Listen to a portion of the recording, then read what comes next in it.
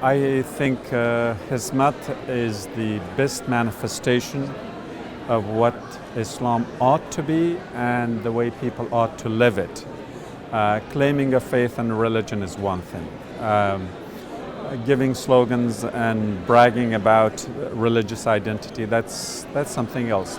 But acting upon a commitment to humanity, acting upon serving humanity, that's what Hizmet means literally, and that's what the Hizmet movement do. And I think that's the best manifestation, and ever since I found out about the organization, I have fallen in love with them. If you define terrorism correctly, literally and etymologically, it is to strike fear into the hearts of those who are the least prepared. Nobody in life prepares to be frightened. But when civilians are targeted by anybody, that is terrorism.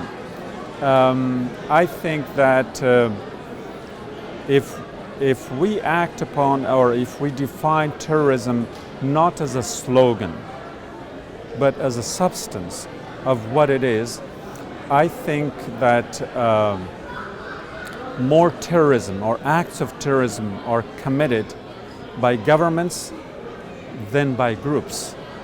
The reason could be that they have more power, they have more weapons, and they have more publicity and propaganda where they can deflect the blame to others.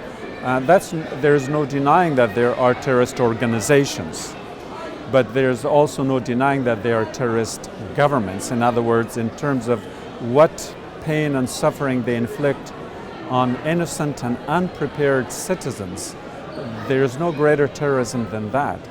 And in my view, I think there is also a paradox in the claim.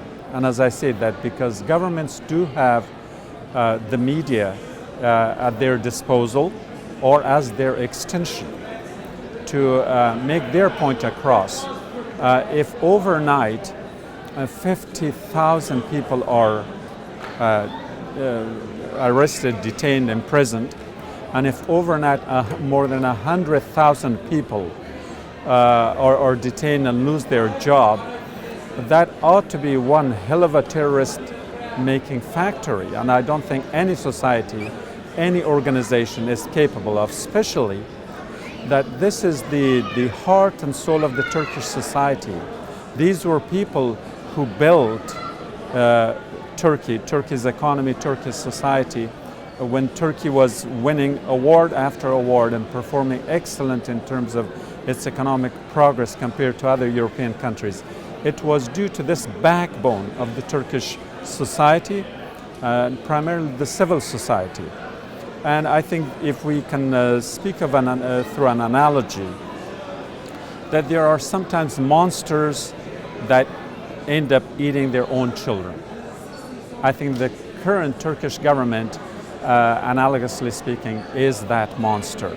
That it's in a kind of self-destructive mode. And like I said, terrorism has to be defined by action. And right now, there are more civilians threatened by the actions, repression, and suppression of the government. That ought to be defined as terrorism, not what the Hizmet movement does. I've been in touch with the Hizmet movement, and I've seen them work around the world in more than 100 countries. That is the best model of any human, regardless of what ideology, what religion you follow. And I think that we have this very bright star shining, creating that role model for the Muslim community at large. And I'm afraid that it's kind of fading. And that is really worrisome, because after a long time, we had all our hopes up, and now we are all being terrorized one way or another.